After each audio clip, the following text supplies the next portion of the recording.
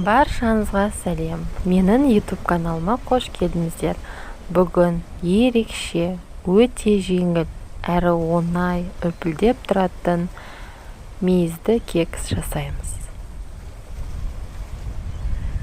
Дастарханға сән беретін және балалардың ең сүйіп жейтін пирог түрі.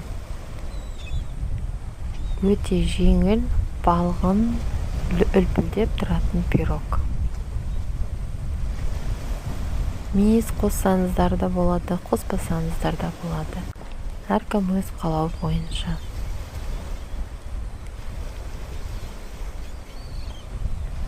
Әр үйде табылатын, азық-түліктерден жасалатын, ең оңай әрі тез дайындалатын пирог түрі. Нағыз тәтті шаймен бірге желінетін десерт түрі кекс мейізбен. Қажетті заттар: 3 жұмыртқа, қант 1 стакан, 150 мл сүт, 200 грамм ұн, жарты стакан сұйық май, разрыхлитель және мейіз. Формочка. 3 жұмыртқаны жақсылап жарып аламыз да араластырамыз.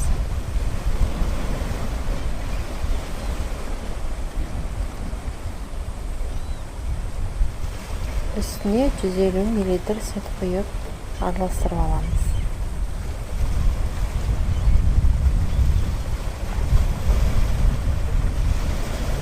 Разрыхлитель 10 грамм.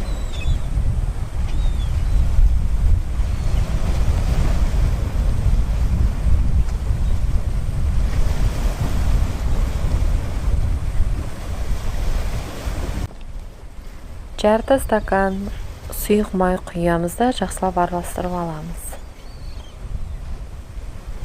1 стакан қант құямыз, яғни 1 стаканымыз 200 грамм қант.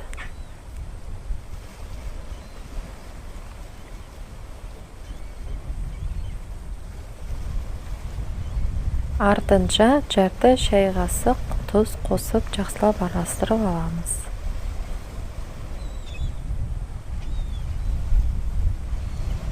Екі 200 грамм ұнымызды 3-ке бөліп қосамыз. Себебі түйіршіктер шықпау керек. 200 граммнан ұнымыз аз болу керек. Себебі тестамыз, яғни қамырымыз қоюланып кетпес үшін. 200 грамм ұн бізге жетеді. Яғни осылай 2-ке бөліп жақсылап араластырып аламыз. Түйіршіктері шықпас үшін, түйіршіктері шығып жатса, оны тағы да араластырып шығамыз. Мен 3-ші бөлігін тағы да құямыз, яғни 200 грамм ғана. Яғни 200 граммды 3-ке бөлеміз. Жақсылап араластырып аламыз. Орысша 5 комочки дейді, сол комочкалар шықпау керек. Егер түйіршіктер шығып жатса, жақсылап араластырып, комочкаларды, түйіршіктерді жоямыз. Қаймақтай тесто болып шығу керек. Үстіне изюм деп аталады, яғни мейіз 100 грамм қосамыз. Қаймақтай болып шығу керек. Формамызды маймен жақсылап тұрып жағып шығамыз. Себебі тестамыз дайын болған кезде, яғни кексіміз дайын болған кезде жабысып қалмас үшін, әдемі шығу үшін май жағып шығамыз. Одан кейін тестамызды құямыз. Дайын болған қамырымызды формаға біркелкі қылып құйып шығамыз. 2 сантиметр формаға дейін орын қалдырамыз. Себебі асып түсіп кетпес үшін көтерілгенде. Духовканы алдын ала қыздырып аламыз.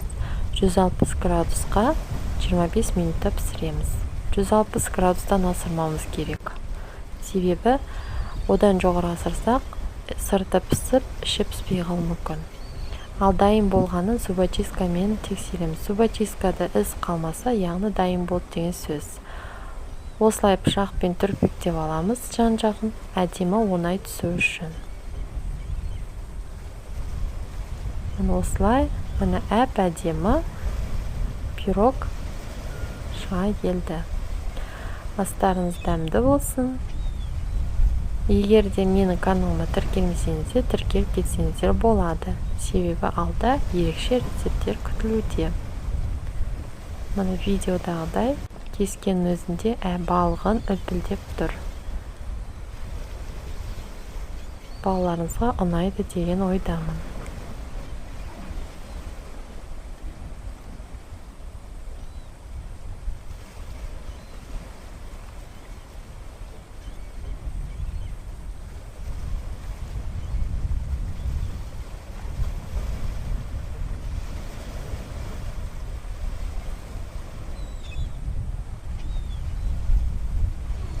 Кексіміздің үстіне сахарный пудраны осылай сеуіп шықсаңыз болады, әдемілік үшін.